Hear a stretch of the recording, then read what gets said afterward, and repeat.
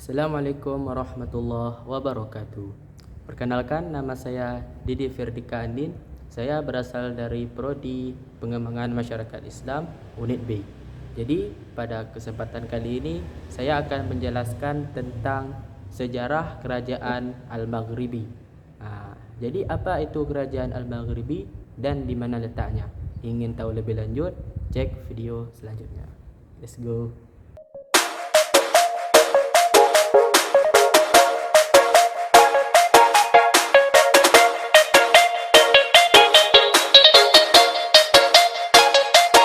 Kerajaan Al-Maghribi ataupun Kesultanan Al-Maghribi itu terletak di daerah Maroko. Jadi kenapa disebut Kerajaan Al-Maghribi ya saudara? Kenapa disebut Kerajaan Al-Maghribi? Apakah kerajaan yang dibuat dia itu Maghrib ataupun habis-habis asar mau Maghrib? Bukan. Alasan dikatakan itu Kerajaan Al-Maghribi, kata Al-Maghribi ini berasal dari bahasa Arab yang mana artinya yaitu Masyrik timur dan Maghrib barat. Itulah sebabnya disebutkan Kerajaan Al-Maghribi, yang mana kerajaan ini itu terletak di daerah paling barat di daerah Afrika. Pada zaman dahulu, negeri Maghribi mencakup wilayah Afrika Utara yang kini dihuni negara-negara seperti Maroko, Aljazair, Tunisia dan Libya. Penjelajahan dan perluasan dakwah Islam yang dilakukan pada masa dinasti Umayyah sudah mencapai Eropah pada masa saat itu. Di antaranya menyasar ke Andalusia dan Kepulauan Sicily. Jadi dia jauh. Ekspedisi ke Eropah pada masa Umayyah dikomandoi oleh gubernur Afrika Utara. Siapa? Namanya ialah Musa bin Nusair pada tahun 710 Masehi. Awalnya Musa mengutus Tarif, orang kepercayaannya, untuk menuju kepulauan yang paling selatan di benua Eropah. Semenanjung yang menjadi penjelajahan Tarif saat ini disebut Tarifa, yang mana sejak itulah kawasan disebut Jazirah Tarif. Jadi dikatakan Jazirah Tarif ini diambil dari kata orang, yaitu Tarifa. Keberhasilan Tarif membuat Musa bin Nusair menginginkan penjelajahan dikembangkan, sehingga pada tahun 711 Masehi dia mengutus seorang budak Berber, budak barbar yang sudah dibebaskan, Tariq bin Ziyad. Tariq mendarat di dekat gunung besar dan kelak mengabadikan namanya Jabal Tariq. Saat ini Maroko dan Spanyol dipisahkan oleh Selat Gibraltar. Setelah itu teman-teman, singkat riwayat, kerajaan Islam berkembanglah sampai ke Andalusia dan memusatkan pengelolaannya di Cordova. Di kota tersebut juga dibangun masjid dan perpustakaan yang kelak menjadi Universitas Cordova. Tahu nggak Universitas Cordova? Universitas yang termasyhur hingga saat ini. Jadi tahta pengelolaan pemerintahan Islam di Andalusia tersebut pada masa Umayyah runtuh akibat keluarga Amir yang saling menjatuhkan satu sama lain. Masya Allah. Secara umum riwayat tersebut merupakan kebangkitan dinasti Umayyah II. Jadi gara-gara keluarga runtuhlah kerajaan. Jadi menurut Profesor Dr. Philip Kahiti dalam History of the Arabs pada tahun 2014 mencatat bahwa runtuhnya Umayyah di Andalusia memunculkan negara-negara kecil, teman-teman. Contohnya seperti Morabitun dan Muwahhidun. Kekuasaan Morabitun tidak hanya berkembang di Andalusia, tetapi juga mencakup wilayah Maghribi hingga sampailah ke negara Senegal. Jadi wilayah Maghribi apa-apa saja akan disebutkan nanti. Dari kekuasaan yang luas tersebut, Yusuf ibnu Tashfin yang merupakan salah satu pendiri dinasti Morabitun.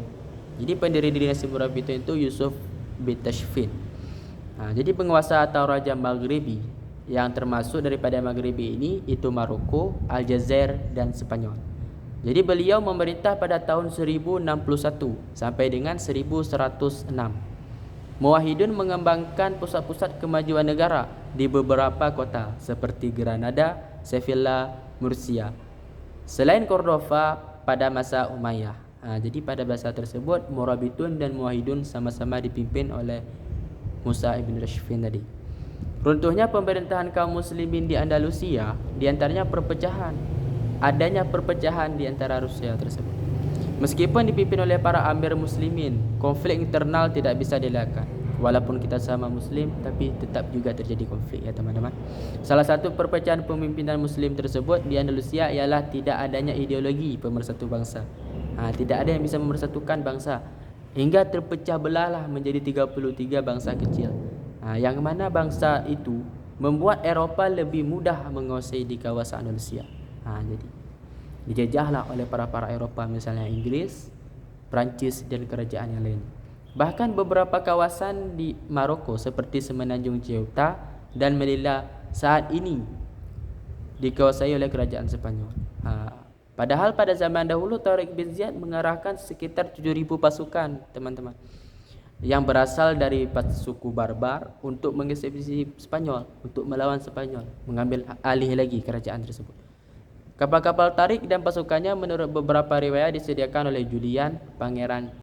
Jadi berita tersebut sampailah kepada telinga seorang ulama, yakni ulama pada bidang tasawuf, yaitu Abu Hamid Muhammad bin Muhammad Al-Ghazali Atusi Asy-Syafi'i. Beliau hidup pada tahun 1058 dan tahun 1111. Jadi sangat risau mendengar kekalahan dan penderitaan kaum muslimin di Andalusia. Sangat susah Imam Ghazali.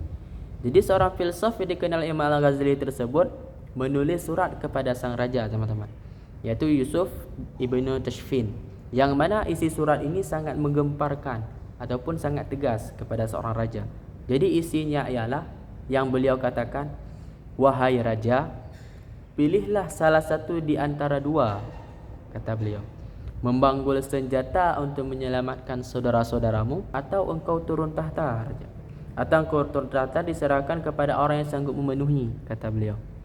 Sangat tegas.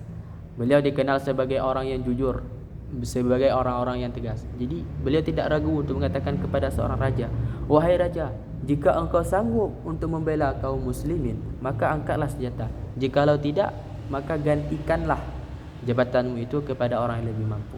Gitu maksud daripada kata-kata Imam Ghazali tersebut. Jadi tentu tidak lepas dari konteks perjuangan Islam pada saat itu. Kelemahan dalam kepemimpinan, konflik internal dan kekuatan musuh yang semakin banyak adalah antara sebab jatuhnya masa-masa kejayaan Islam di Andalusia. Ya kan, lawannya ya daerah Eropah lebih kuat, lebih banyak sekutunya. Jadi agak-agak lemah gitulah. Karena pun lagi kerajaan Andalusia ini lagi terpecah belahnya pada saat itu. Jadi Imam Ghazali merupakan salah seorang ulama yang masyhur yang hidup ketika Islam di Andalusia mencapai kejayaan emasnya. Tercatat ilmuwan-ilmuwan muslim yang lahir dari kemajuan peradaban Islam di Spanyol, di antaranya yaitu Ibnu Bajjah, Ibnu Rusyid, Ibnu Arabi Al-Farabi, Ibnu Sina dan lain sebagainya.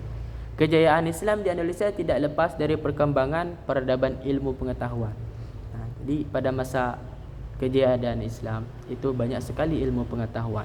Ibnu Sina, Ibnu Rusyid dan lain sebagainya. Teori yang ditemukan oleh para ilmuwan muslim merupakan pintu masuk bagi pengembangan Islam di barat, khususnya Eropah. Namun kepemimpinan yang lemah kerap menjadi faktor runtuhnya masa Islam. Meski demikian, ilmu pengetahuan yang dikembangkan ilmuwan muslim tetap masyhur, meskipun saat ini masyarakat justru lebih banyak mengenal teori-teori pembaruan. Jadi begitulah kisah tentang kerajaan Al-Maghribi. Sedikit cerita tentang pemimpinnya, yaitu Yusuf Ibnu Tashfin. Siapakah beliau? Beliau adalah seorang pendiri dari kerajaan Murabitun, yang mana terletak di daerah Maroko, Afrika Utara. Jadi beliau adalah seorang yang membawa Islam kembali berjaya di Andalusia, yang mana sebelumnya ini itu dikuasai oleh kerajaan Eropah ataupun kekuatan para negara dari Eropah, guys. Yang mana kekuasaan Ibnu Tashfin ini berlaku hingga pada tahun 1061 Masehi hingga sampailah pada tahun 1107 Masehi. Pada saat itu beliau bergelar Amir Al-Muslimin dan bergelar juga sebagai Nasiruddin. Jadi beliau ketika ingin memperkuat negaranya, jadi beliau meminta pengakuan dari Khalifah Abbas di Baghdad, Irak. Setelah melakukan itu ataupun meminta restu, beliau melakukan konsolidasi internal, yang mana konsolidasi ini antara lain dengan membenahi dan menata struktur administrasi dalam pemerintahan, mempersatukan serta mengorganisasikan kekuatan berbagai suku yang ada, mengumpulkan semua sekutu gitu, mengumpulkan semua suku dan juga membentuk suatu formasi militer yang tangguh. Jadi mempersatukan semua suku dulu supaya bekerja sama dan membentuk militer yang kuat. Namun persoalan besar pada saat itu menghadang, teman-teman. Yang mana kerajaan yang sedang berjayanya ini di bawah kerajaan Ibn Tashfin, Islam Andalusia berada di ambang kehancuran, teman-teman. Hal ini dipicu oleh perbuatan kekuasaan yang penentangan antara muluk atau waif, ataupun pertentangan antara raja, kekuasaan ataupun kepala suku. Setelah ancaman tersebut dari kekuatan bangsa Eropah menunggu momentum untuk menyerang. Ketika negara menjadi terpecah akibat diri sendiri, akibat negara tersebut, maka negara Eropah ini mencari kesempatan untuk menyerang negara Andalusia. Jadi pada tahun 1107 Ibn Tashfin meninggal dunia dan langsung digantikan oleh putranya yang bernama Ali bin Yusuf. Sekitar tahun 1107 hingga 143. Jadi sepeninggalnya berangsur-angsur popularitas dan kekuasaan dinasti Murabitun menurun. Dan pada masa pemerintahan Ishaq bin Ali, kekuatan dinasti ini pun hancur dan digantikan oleh dinasti Muwahhidun. Jadi setelah dinasti Muwahhidun, maka sampailah kepada negara kerajaan sekarang, yaitu negara Maroko. Jadi segitulah kurang lebih daripada kisah kerajaan Al-Maghribi di Maroko. Lebih dan kurang saya mohon maaf karena saya sedang belajar. Wabillahi taufik wal hidayah wa ridha wal inayah. Wassalamualaikum warahmatullahi wabarakatuh.